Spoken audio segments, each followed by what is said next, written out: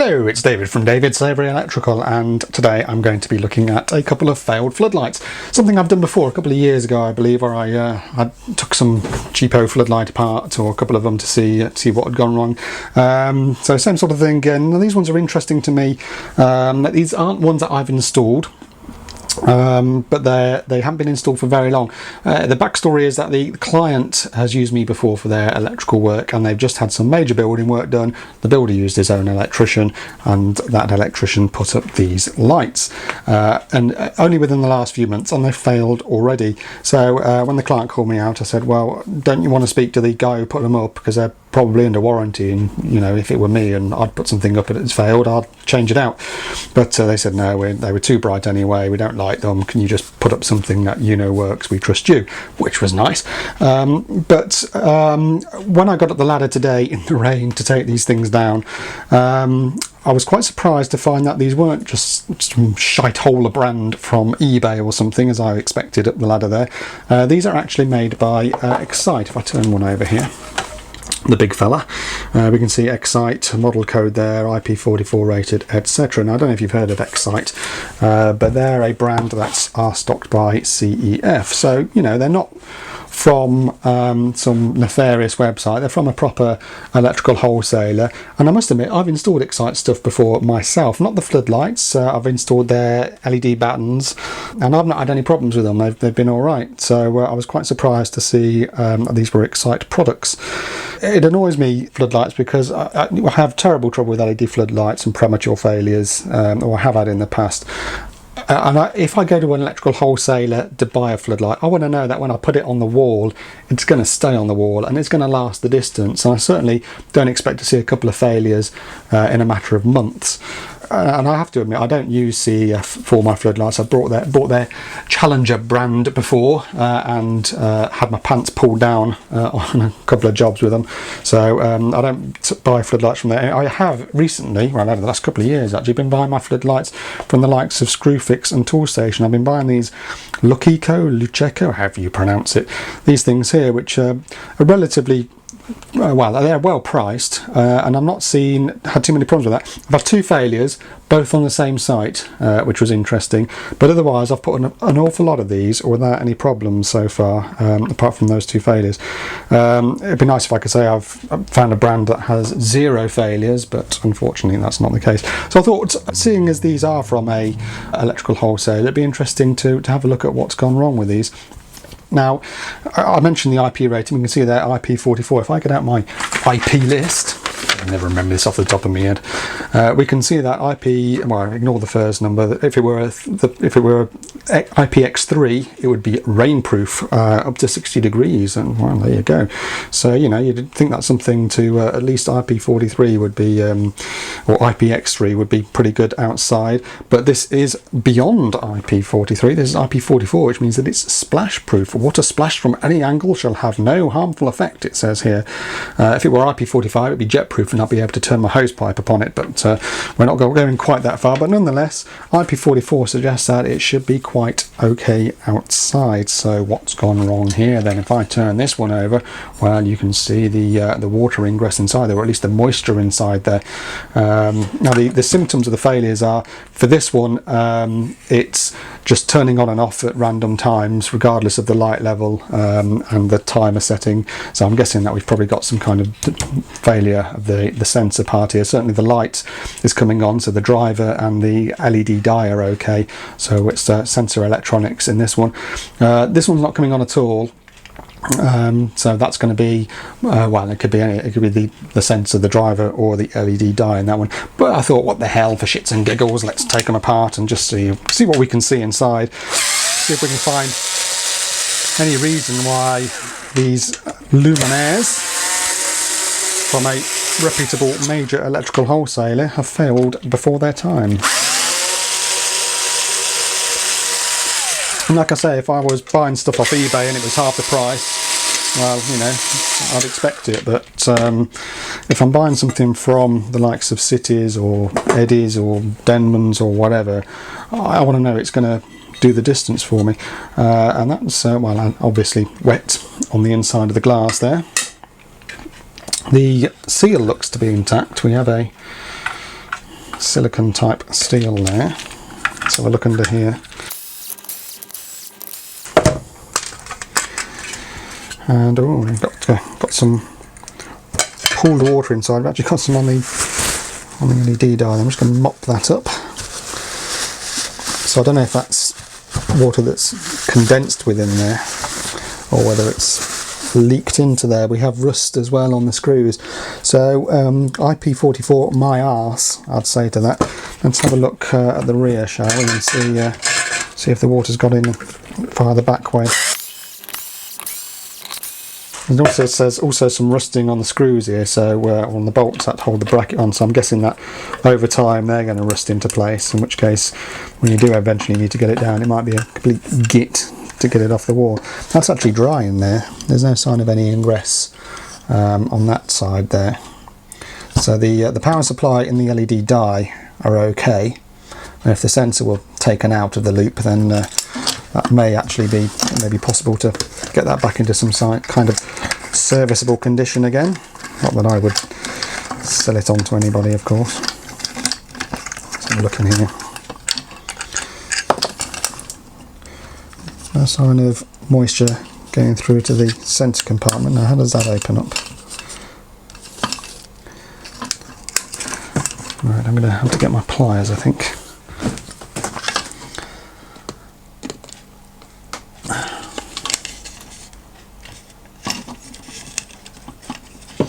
Not even sure how that opens up. It looks like it's probably clip shut. There's no screws, no obvious clips, no user serviceable parts, but also no sign of any loose moisture in there, no sign of condensation on the eye, nothing dripping around within there. So interesting, but obviously something's balked the sensor, because we know that the power supply is working, and we know that the LED die is working, or at least I've seen them while I've been up the ladder today, and it's the way it's being triggered on and off is what's not working, so we really need to get into that. I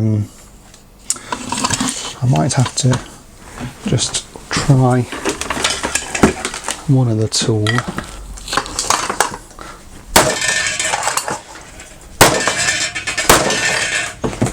Yeah, that seems to have got it.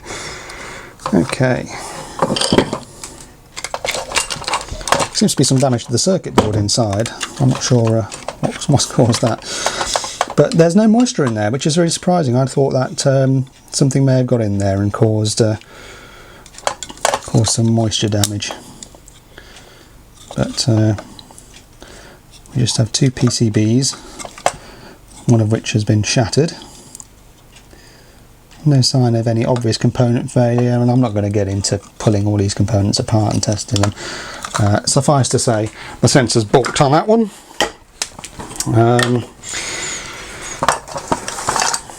For reasons unknown, but we know moisture has got into there. Let's have a look at this one. This one's interesting in that if I plug it in, I'll put a plug top on this so I can plug it in.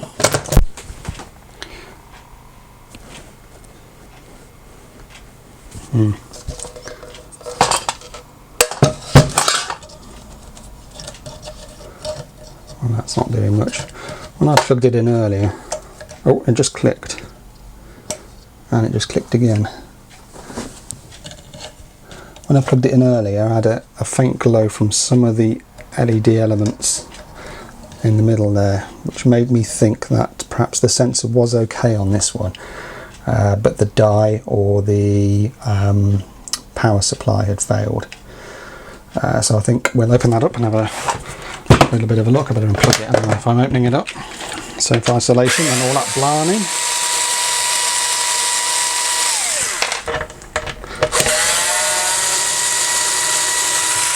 I wonder if I could take the sensor off that and put it onto there and make one worker, if this sensor's okay. That could be a good idea, couldn't it?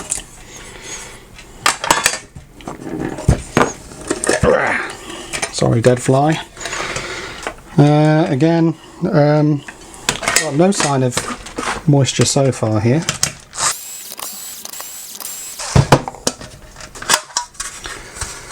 No, no ingress there. No rust.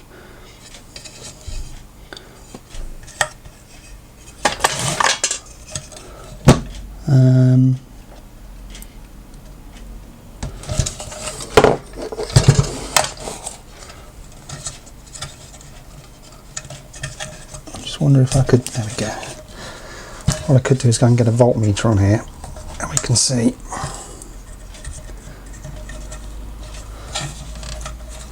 Let's see what voltage this thing's getting.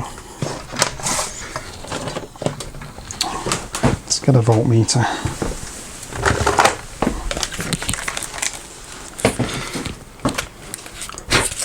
Covered in dust because it's been on site.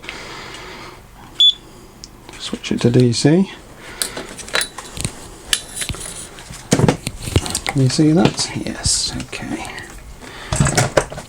Oh, there was a little flash there of the dye.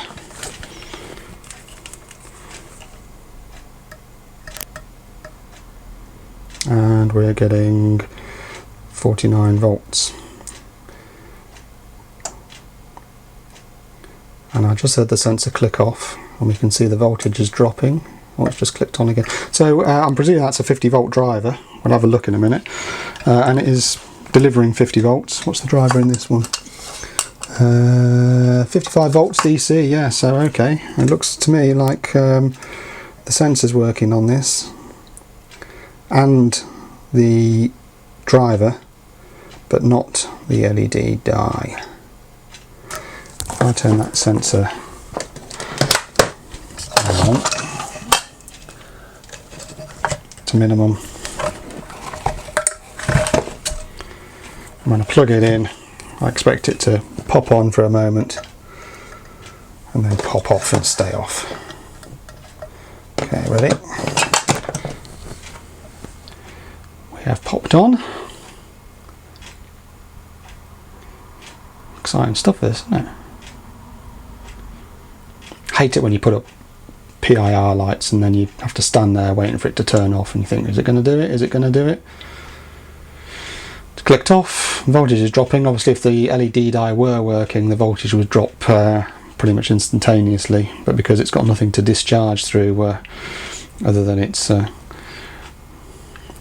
componentry within the driver, it's going to drop off at a slow rate. But it is indeed dropping off.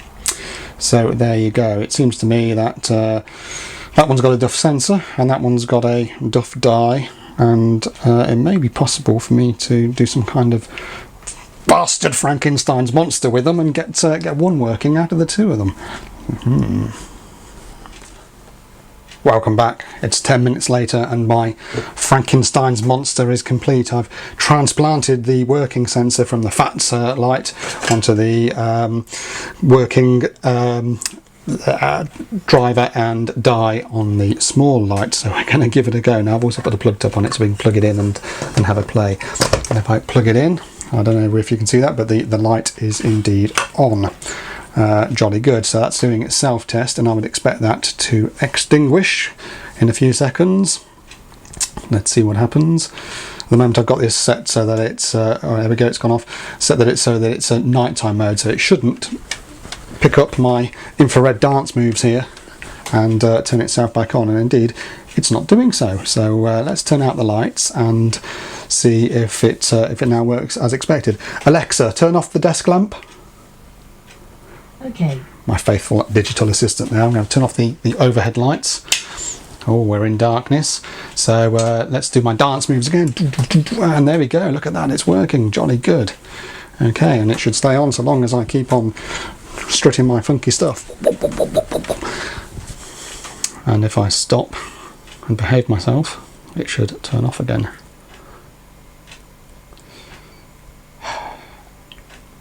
Any minute now. Jolly good. Okay. Alexa, turn on the desk lamp. Okay. Oh, she's good, isn't she? Right, and there we go. It's not coming on again now. So there you go. It's taking 2 duff lights and turning them into 1. Only trouble is, obviously, I don't know how water got into this in the first place, so it can't be trusted probably. And also, it's now been screwed around with in a way that the manufacturer may not be happy with. So I can't really go and reuse it or resell it or anything like that. I might stick it on my own house and live with the risk myself, because I'm sure there is no risk. I expect the 2 sensors are exactly the same, and if water gets into it, well, what's the worst that's going to happen? It's going to trip my RCD probably. But obviously I'm aware of the risks and I can keep an eye on it, so it's something I could be prepared to use myself, although I wouldn't punt it on to an unsuspecting customer. But there you go. Interesting, but interesting again that these are brands from a big supplier. And you know, I expect better if I'm buying those sort of brands from the big boys. If I was buying some shit from Homebase, well, you know, again, you know, you get what you pay for, and you know you're paying for rubbish half the time at the DIY stores. But for places that are selling to the trade, and where the trade customers are going to get bitten on the arse if they stick it in for a customer and then it fails within a few months, well, I expect better. And I've seen an awful lot of LED products fail, as I'm sure everybody else has. And it's not always the cheap shit that fails. Sometimes it's the brands that you think, okay, this should be a fairly safe bet. It's from a reputable place. They say that it's okay. I've used that brand elsewhere before without any trouble, but it still comes to bite you on the arse. So there you go. That's just a couple of things I had to play with today. Probably a fairly pointless video, but sorry about that. Good night.